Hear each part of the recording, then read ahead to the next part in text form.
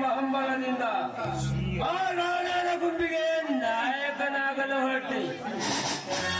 ಆದರೆ ಯಾಕೋ ಇತ್ತೀಚೆಗೆ ಈ ಭೂಗತ ಲೋಕದ ಕೆಲಸದ ವಿಚಾರವಾಗಿ ಮನಸ್ಸು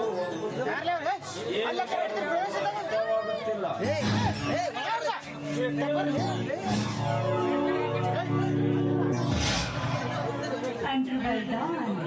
alias ರಾಣಾ ಪ್ರತಾಪರ ವಾರಸ್ದಾರಾದ ಭಗವಾನ್ ನೀನು ವಜ್ರದ ದಂಡೋಟಿ ಮಾಡಬಂದನು. ನೋಡ್ರೆ ಭಗವಾನನ ಹೆಸರು ಕೇಳಿದ್ರೆ ಸಾಕು ಇಡೀ ಜನರೇ ಮೋರ್ಚೆ ಹೋಗ್ಬಿಡ್ತಾರೆ. ಹಾಗಿದ್ರೆ ಆ ವಜ್ರ ಎಲ್ಲಿ? ಅದನ್ನು ಕೇಳ ತಕ್ಷಣ ತೋರಿಸಲಿಕ್ಕೆ ಅಥವಾ ಜೇಬಿನಲ್ಲಿಟ್ಟುಕೊಂಡು ತಿರುಗಾಡುವುದಕ್ಕೆ ಅದೇನು ನಮ್ಮ ತಾತನ ಆಸ್ತಿಯಲ್ಲ. ನೋಡಿ, ಈ ಭಗವಾನನಿಂದ ಆಗಿದೆ ಅಂತ ಪ್ರತಿಯೊಬ್ಬರಿಗೂ ತಿಳಿದಿದ್ದರು. ಯಾರು ನನ್ನನ್ನು ಮುಟ್ಟುವ ಧೈರ್ಯ ಮಾಡುತ್ತಿಲ್ಲ. ಯಾಕೆ ಗೊತ್ತಾ? ಅದಕ್ಕೆ ಸರಿಯಾದ ಸಾಕ್ಷಿ ಆಧಾರಗಳಿಲ್ಲ ಎನ್ನುವ ಕಾರಣದಿಂದ. ಅಂತದ್ರಲ್ಲಿ ಅದನ್ನು ಎಲ್ಲಿ ಗುಪ್ತವಾಗಿರಬೇಕು ಅಲ್ಲಿ. ಈ ವಿಷಯ ಸ್ವಲ್ಪ ತಂಡಗಾಲ ನಂತರ ತಂದು ವಾರಸ್ದಾರನಿಗೆ ಒಪ್ಪಿಸುತ್ತೇನೆ. ನಾನು ಹಾಕಿಕೊಟ್ಟ ಸ್ಕೆಚ್ನಂತೆ ನೀನು ನಡಿಬೇಕು. ದೊಡ್ಡ ದೊಡ್ಡ ರಾಜಕಾರಣದ ಮನೆಯನ್ನ ಲೂಟಿ ಮಾಡ್ಬೇಕು. ಸ್ಕೆಚ್ ನಂದು, ಕೆಲಸ ನಿಂದು.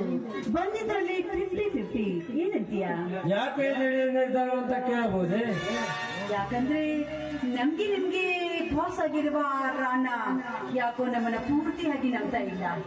ಇತ್ತಿದ್ದಾಗೆ ರಾಜಕೀಯ ವಿಷಯದ ಬಗ್ಗೆ ಮಾತಾಡ್ತಾ ಇದ್ದಾರೆ. ಅವನು ಎಲ್ಲವನ್ನ ದೋಚ್ಕೊಂಡು ಬೇರೆ ದೇಶಕ್ಕೆ ಹೋಗ್ಬೇಕು, ಸೆಟ್ ಆಗ್ಬೇಕು ಅಂತ ಅವನ ವಿಚಾರ. ಅವನಿಗಿಂತ ಮುಂಚಿತವಾಗಿ ನಾವೇ ಕೆಲಸ ಮಾಡೋಣ. ಆ ವಜ್ರವನ್ನು ಅವನು ಒಪ್ಪಿಸದೇ ಇದ್ರೆ ಒಳ್ಳೆಯದು ಅಂತ ನನ್ನ ಅಭಿಪ್ರಾಯ. ನೀನು ಹೇಳುವುದು ಕರೆಕ್ಟ್.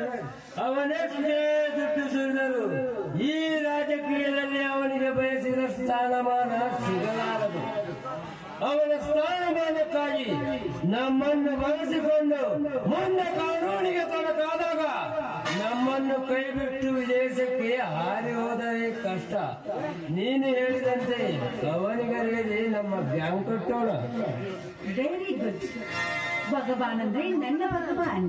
I love you. ಈ ಸಂತರು ಸೆಲೆಕ್ಷನ್ ಒಂದು ಪ್ರೇಮ ಗೀತೆ.